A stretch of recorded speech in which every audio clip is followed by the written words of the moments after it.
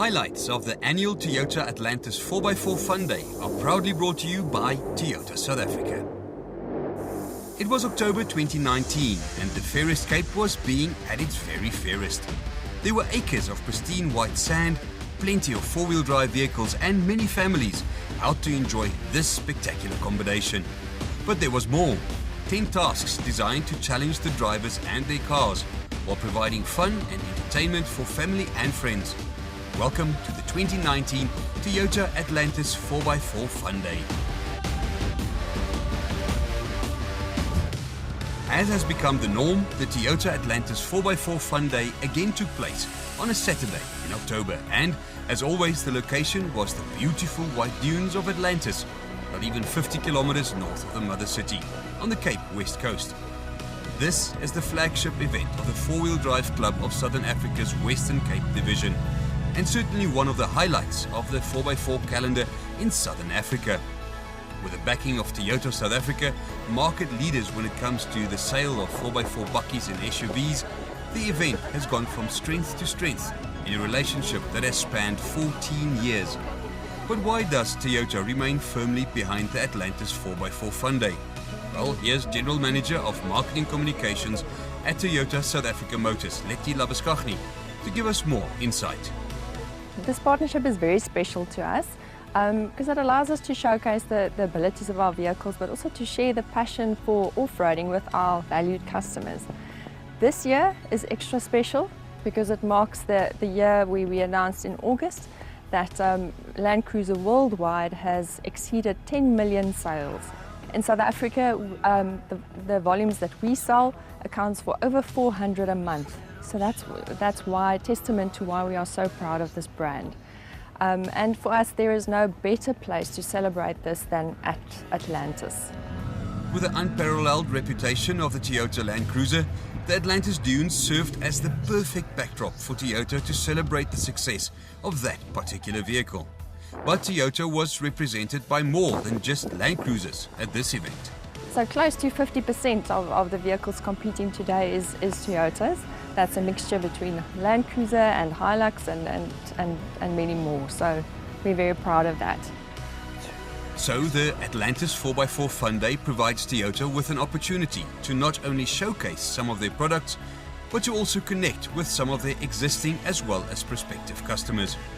This is made possible thanks to the passion and great organizing skills displayed by the Four-Wheel Drive Club of Southern Africa's Western Cape Division. But what exactly is the Atlantis 4x4 Fun Day? Here's the club's Charles Kruger with a quick explanation. The Atlantis Fun Day is, as it says, it's a fun day for people in the 4x4 fraternity to come and have a bit of fun and challenge themselves and come and take part in some obstacles in the Atlantis Dunes. More than 100 off-road vehicles from all or most makes were lined up as their occupants were readying themselves for a fun yet challenging and tough day that lay ahead. Competitors from all over the Cape attended the event, but there were also families from much further afield, including a group that made the journey all the way from Lesotho just to be a part of the Atlantis action. But exactly what is the Atlantis 4x4 Fun Day and how difficult is it really? Well, let's try and summarize. The overall course consists of 10 different obstacles, known as tasks. This year, all of the tasks had a time limit of 1 minute 40 seconds, which helped to keep the action flowing throughout the day. Some tasks demanded that competitors complete the course as fast as possible, while others included a regularity element, where crews had to aim to complete the task within a predetermined time span. And it wasn't always just about the car's off-road abilities and the driver's skills either, as many of the tasks also included an additional challenge of some sorts for either the co-driver, the driver or both. In past years, the day consisted of only 8 tasks, but this year the organizers expanded this number to 10, upping the pace and ensuring plenty of action throughout the day. With such a wide variety of tasks to complete, all the drivers could really do in preparation was to deflate their tires as much as they dared and then stick to the principles of 4x4 or off-road driving. Go as slow as possible, but at the same time, as fast as necessary. But the dunes at Atlantis are made up of, yes, you guessed it, sand. And and sand presents its very own set of rules. Firstly, it's all about the amount of rubber between the car and the sand. Bigger tires are better, and most importantly, they need to be inflated, or is that rather deflated, to the correct pressures.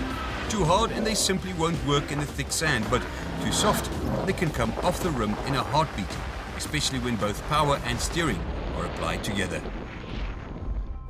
Once the competitors had deflated their tires, checked in with the marshals and lined up in the starting chutes, it was time for a quick driver's briefing. The Four-Wheel Drive Club of Southern Africa and the Western Cape has an informal approach to many things, but when it comes to safety, there was no compromise. Charles Kruger laid down the law and made it clear that speeding between the various tasks would not be tolerated, and neither would the use of alcohol in the nature reserve. Sure, the name of the event places emphasis on fun, but when it came to the rules, there would clearly be no compromise. With all the preparations, driver's briefing and other formalities done and dusted, it was time for the 100 cars and crews to head out to their respective tasks. The area is fairly contained, with the tasks in relatively close proximity to each other, and the 9:30 start time meant it was still relatively cool in the Cape. A welcome cooling breeze marked the start of the day that turned out to heat up the moment the first cars left the starting lineup. And we're certainly not only talking about the weather. Let's join the action at Task 1, the aptly named Spit and Charge, with the lads from Burncoat setting the challenge. The charge part is probably predictable. Try to charge the steep dune and reach the gate at its crest. But the spitting, well, there were extra points to be earned by the co-drivers if they could spit some Astros further than a predetermined mark. To make things even more interesting, not all the cars started from exactly the same spot, as the marshal on duty explained. So the idea is for them to line up depending on size of the tyres, and then the passengers to get out and spit some 4 Astros as far as they can go to score additional points, and then they get back in and up they go. So we already know that bigger wheels that are deflated to the correct pressures are your friends when it comes to sand and dune driving. But they are not the only ones on your side, especially when it comes to driving uphill, like up the big dune here at the Spit and Charge. This is where a heavy right foot, backed by plenty of horses under the bonnet, come in extra handy. The more power you can get onto the sand via big wheels, the better the result. Normally, that is. There was one more factor to consider. The sand was still relatively wet and compact early in the day, making it easy for big and heavy four-wheel drive cars to stay on top of the surface. But as the sun came out and the mercury rose considerably in Atlantis, the sand became softer and softer, adding to the challenge at the Spit and Charge. Add to this the fact that tens of equally eager teams and powerful 4x4s had already churned up the track, and all the obstacles became more and more of a challenge as the day progressed. With that said, the day was organized in such a way that each of the 10 groups would be the first to tackle a task, as the groups rotated in a set order, giving everyone a fair shot throughout the day.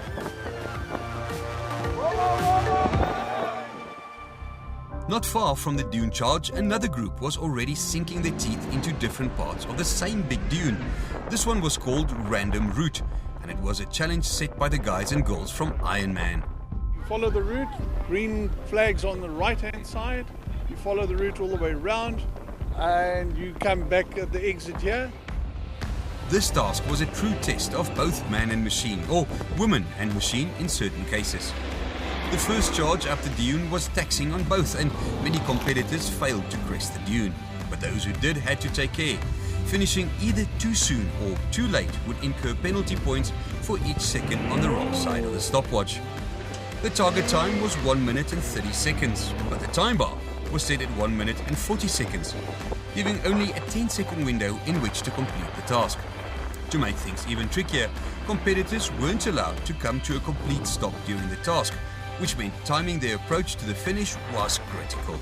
Reversing or making contact with any flags would also result in penalty points, so the random route was anything but easy.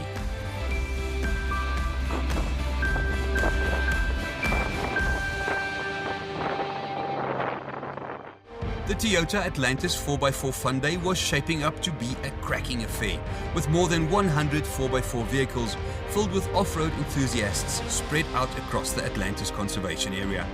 Join us after the break for more action from the dunes.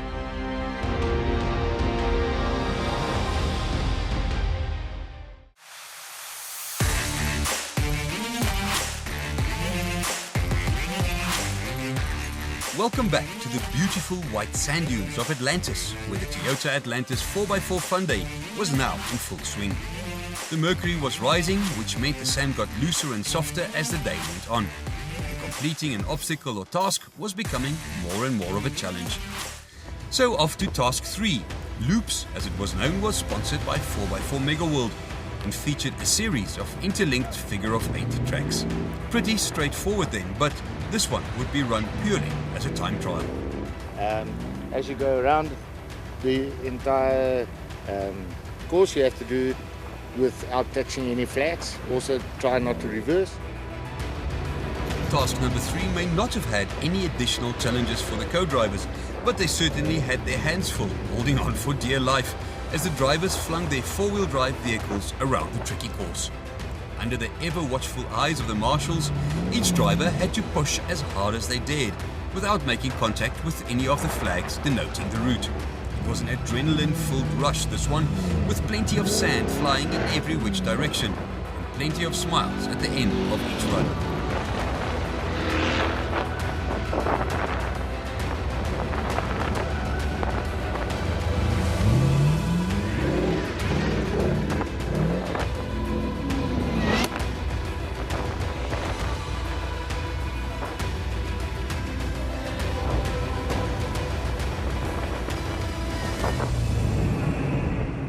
This is obstacle number 4 and it's a time event. They have to complete the course in 1 minute 30 seconds. If they do it slower than 1:50, then they get penalized. And there's no special task, and they may not touch any flag. They will get negative points for any touch as well. This one was called Drag with a Twist, and the task was sponsored by Maniac.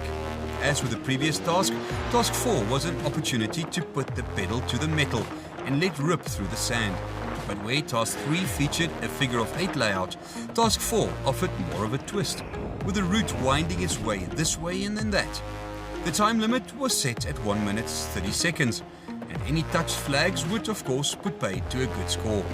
Remember, the emphasis may have been on fun, but there was still plenty at stake, and many of the competitors were in it to win it, so they took each task very seriously indeed.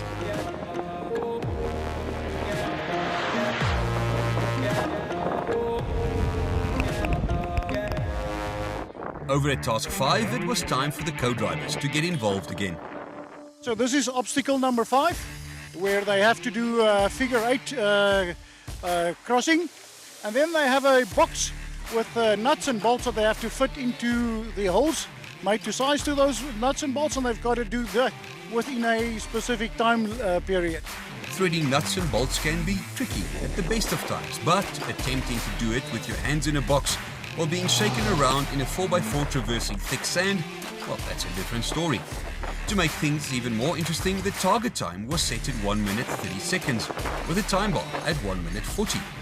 And with the co-driver's hands busy in the nut and bolt box, keeping track of the time was always going to be tricky at best. Even so, most of the co-drivers managed to marry the correct nuts and bolts, but most of the drivers struggled with the timing.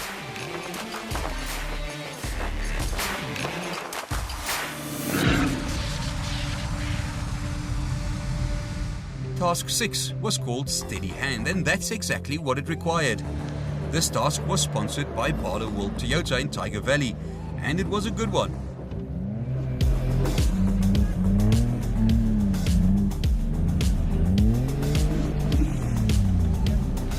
As with all the other tasks, the time limit was set at 1 minute 40 seconds.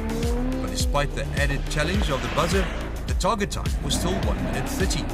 This called for steady hands and steady nerves.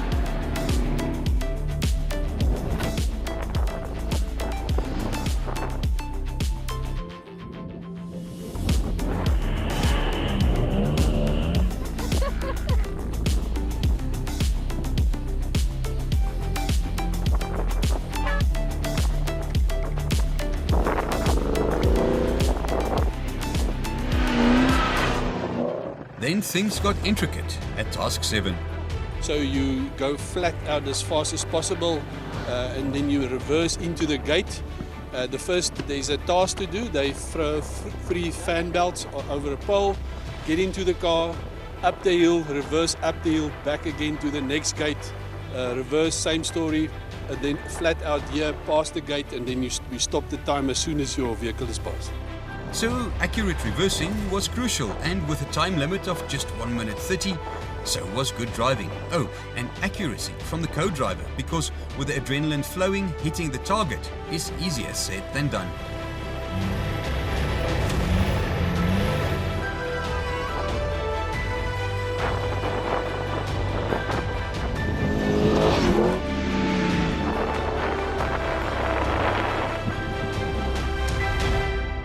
The Boere call it a ketty, but its name stems from the word catapult, which explains why English speakers refer to it as a catty, short for catapult.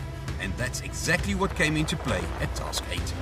Co-drivers were under pressure here, and those unfamiliar with the working of a catty were sure to leave their drivers frustrated, as this Snowmaster-sponsored task showed. Then again, others surprised everyone by nailing plenty of cans, a great way to score some extra points.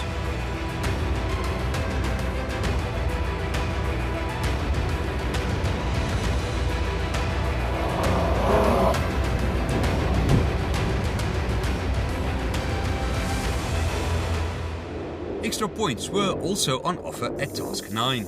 They start the course, ride around the course, stop in the gate here by us, pilot and co-pilot jump out, knock in a nail. Hammering a long nail into a piece of wood can be testing at the best of times. But with adrenaline flowing and the fierce Cape sun beating down on the white sands of Atlantis, even the best carpenters tended to get it wrong, while it was sometimes the most unlikely people who managed to simply nail it. Task 9 was sponsored by Cooper Tires.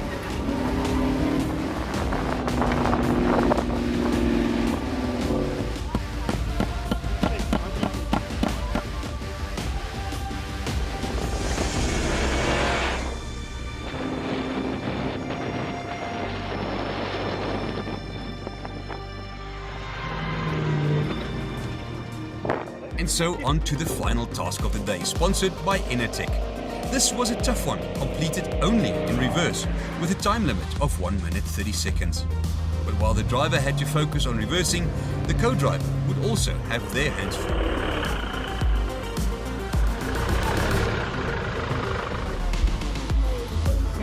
Let me see Nick. Yes, and one.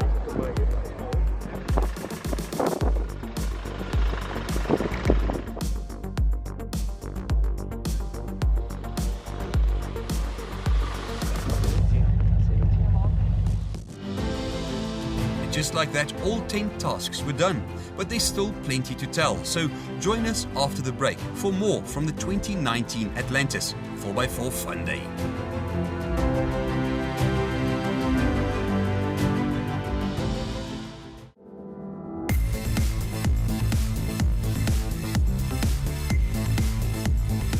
As we mentioned earlier, the event was sponsored by Toyota SA, who is focusing on the legendary Land Cruiser at the moment, thanks to sales of more than 10 million units. A cracking achievement. To support this, Toyota SA invited members of the media to experience the thrills and spills of the Atlantis 4x4 Fun Day firsthand, from behind the wheel of a brand new Toyota Land Cruiser Prado. The media crews were embroiled in their own mini battle, but we caught up with them to get their impressions of the Prado, especially after getting to grips with a luxury SUV in the soft sand of Atlantis. One man who certainly enjoyed the Prado was Wille Twee Wiele's Carl Pretinger. I tell you what, I'm in awe. This thing can handle anything the dunes can throw at it. It's comfortable. We've had some close moments, and you can just feel the years of refinement that's gone into the new Land Cruiser Prado. His sentiments were largely echoed by Auto Trader's Arne Tron. It's very large. It looks like it's going to be very clumsy, but it's actually quite a lot more agile than I initially thought it would be. It is extremely capable. It's very good on sand. We've been using the mud and sand setting from the terrain setting controls, which is absolutely amazing. It works like a charm. Leisure Wheels Alan Falkenberg felt much the same. Prado. It's a thing of great beauty. We've put it through some punishing treatment and it's handled it all. As did Marula Media's Brendan Staniforth. I used these vehicles at Ristavinte at another competition a year ago, and seeing how capable they are in the sand is quite cool, quite special, seeing what the cars can do in standard form as they are. Nothing's been done to these cars, they're brand new. Finally, auto dealers Justin Jacobs seem to be having plenty of fun in the Prado. So far so good, haven't gotten stuck. We've got a nice sand and mud mode that we use through the terrain response system. But it wasn't only the media who really enjoyed their Toyota Land Cruisers. Chris Rudolph and his wife Marzan were the highest placed Toyota crew at this year's Toyota Ristavinte 4x4 Jamboree. And as such, they also found themselves behind the wheel of a Prado on the dunes at Atlantis. Excellent capabilities. Hopefully I can take it home. But Land Cruiser attained its lofty heights by appealing to a large variety of people, and we caught up with some of them to find out why they loved their cruisers. Because he said it's better than the Hilux. No, it's a phenomenal vehicle. Yeah, no, I think the 4x4 capability is real good. The last word, however, has to go to this man who made the drive all the way from Lesotho so that he could take part in the Atlantis 4x4 Fun Day from behind the wheel of his, well, you guessed it, Land Cruiser. Where I come from, the difference between getting home and sleeping out in the veld is if you have a cruiser or not. With all of the 100+ teams and cars safely through the course, the shadows were starting to lengthen over the dunes. Contestants, families and friends all gathered at the Bedouin tented HQ to witness the conclusion of the day's proceedings. For many, it was simply about the fun and the joy of participating, while others took it more seriously. But either way, the emphasis of the Atlantis 4x4 Fun Day remained on the word fun. And the prize giving was responsible for most of that fun, thanks to a variety of sponsors putting up a great selection of prizes, where most teams were richly rewarded for placing their machine and their marriage in some cases in the firing line for 10 hours or so. When the dust, or is it the sand, had settled, Charles Kruger from the 4-Wheel Drive Club of South Africa's Western Cape Division could finally announce the winners.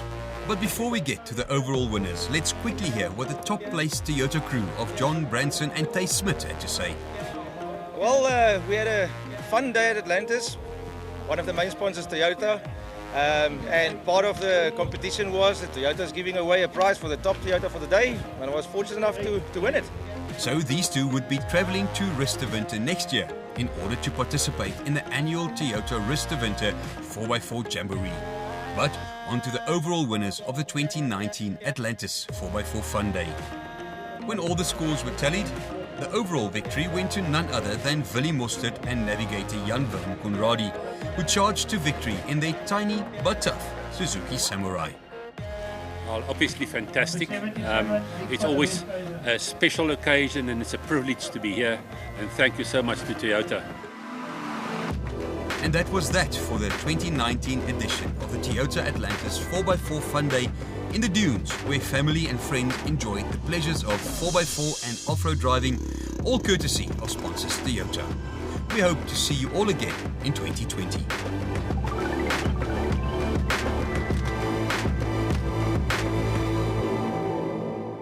These highlights of the 2019 Toyota Atlantis 4x4 Fun Day was proudly brought to you by Toyota South Africa Motors.